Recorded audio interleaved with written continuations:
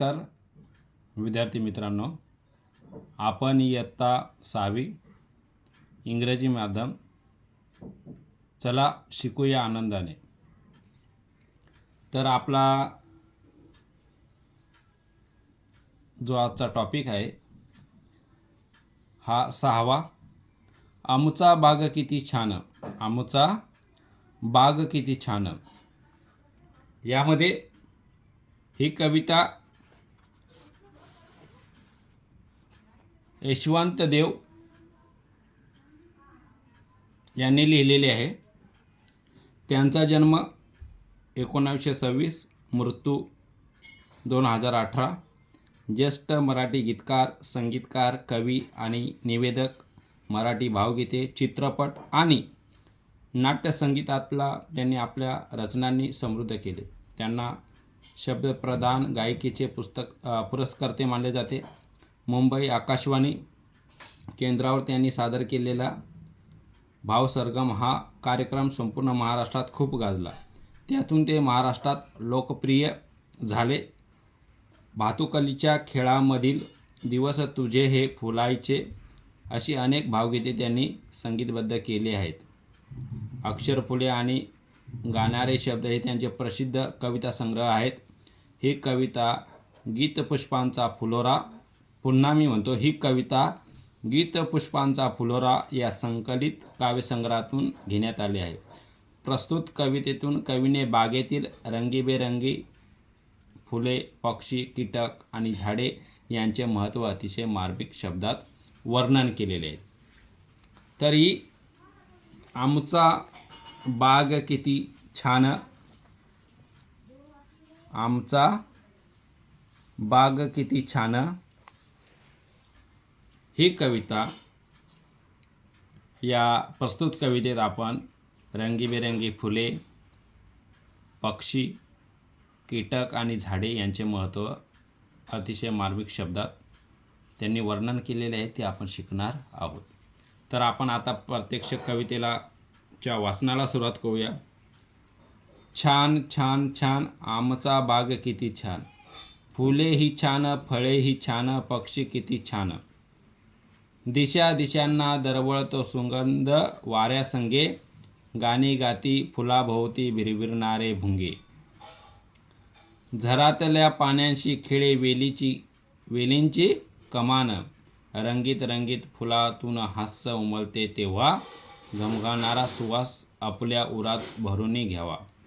फेरे धरुनी गाता गाता हरपून जाईल भान,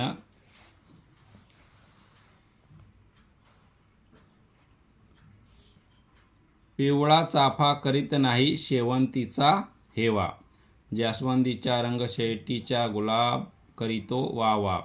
उंच नारळीलाही इथल्या गवताचा अभिमान, काट्यामधली फुले हसूनी म्हणती काय आम्हाला, दुःख आपले मनात ठेवूनी वाटा, सौख्य जगाला उणे सावनी पिंपळ देतो छायेचे वरदान.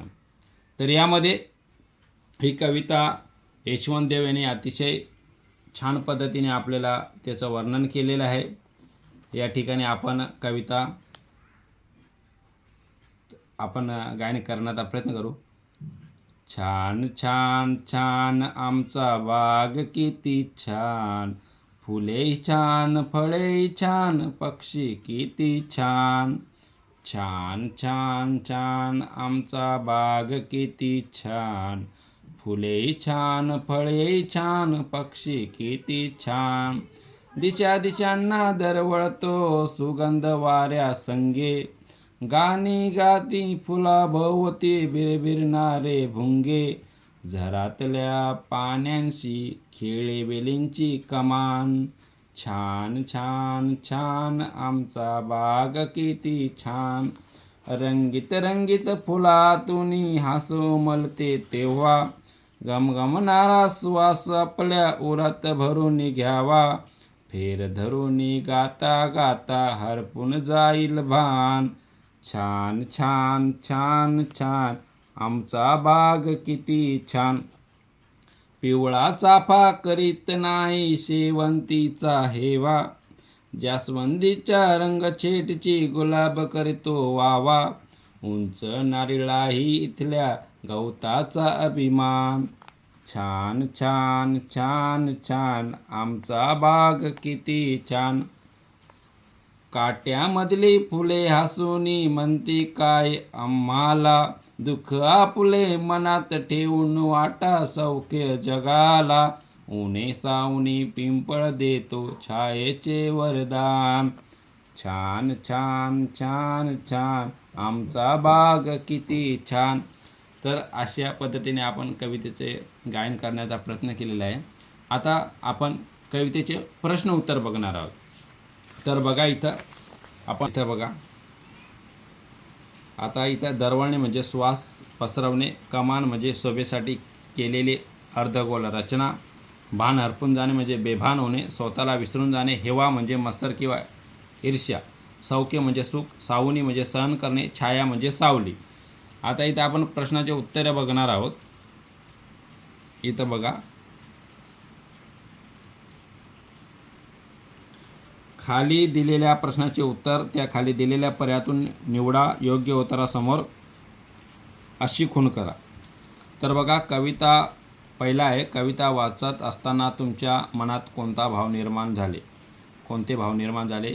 पहिला आहे दुःख आणि निराशा, आ आहे आनंद आणि प्रसन्नता, ई आहे भय आणि चिंता, ई आहे क्रोध आणि संताप. तर आपल्याला इथं काय उत्तर आहे आपलं? आ, आनंद आणि प्रसन्नता. म्हणून आपण अशी खूण केलेली आहे. आता आपण 2 नंबरचं बघणार आहोत. 2 नंबरचं बघा, दिशा दिशांना दरवळतो सुगंध वाऱ्यासंगे, ही ओळ बागेतील कोणते दृश्य दर्शवते? तर आहे बागेतील सुगंधित फुलांचा सुगंध वाऱ्यासोबत दूरवर पसरतो. हेच उत्तर आहे आपलं. आणि हे त्याचे खालचे पर्याय आहे. बागेतील सुगंधित फुलांच्या सुवासामुळे ऊर भरून येते. बागेतील सुगंधित फुलामुळे बाग छान दिसते. ही आहे बागेतील सुगंधित फुलामुळे आपले भान हरपून जाते. तर याचं उत्तर हे आहे, आहे बागेतील सुगंधित फुलांचा सुगंध वाऱ्यासोबत दूरवर पसरतो. आता तिसरा आहे, उंच नारळालाही इथल्या गवताचा अभिमान. या ओळीचा अर्थ काय आहे? पहिला आहे बागेतील सर्व झाडांना आपला अभिमान असतो. आहे नारळीच्या झाडापासून आपण प्रेरणा घेतली पाहिजे. ही आहे नारळीचे झाड उंच असूनही त्याला छोट्याशा गवताचा अभिमान आहे. आणि चौथा ही आहे नारळीचे झाड व गवत यांची तुलना केली आहे. तर याचं उत्तर आहे नारळीचे झाड उंच असूनही, एवढं उंच असूनही त्याला छोट्याशा गवताचा काय आहे? अभिमान आहे. तर हे उत्तर आहे. प्रश्न दुसरा, कोणते लिहा? फुलाभोवती फिरणारे कोण आहेत? भुंगे आहेत. कोण आहेत? भुंगे. आहे छायेचे वरदान देणारा पिंपळ म्हणजे पिंपळाचे झाड. ही आहे सुगंध पसरवणारा वारा. कोण आहे? वारा. आणि झऱ्यातील पाण्याशी खेळणारी कोण आहे? वेल म्हणजे वेलींची जो कमान आहे ती आहे. पुढचा आपण बघूया.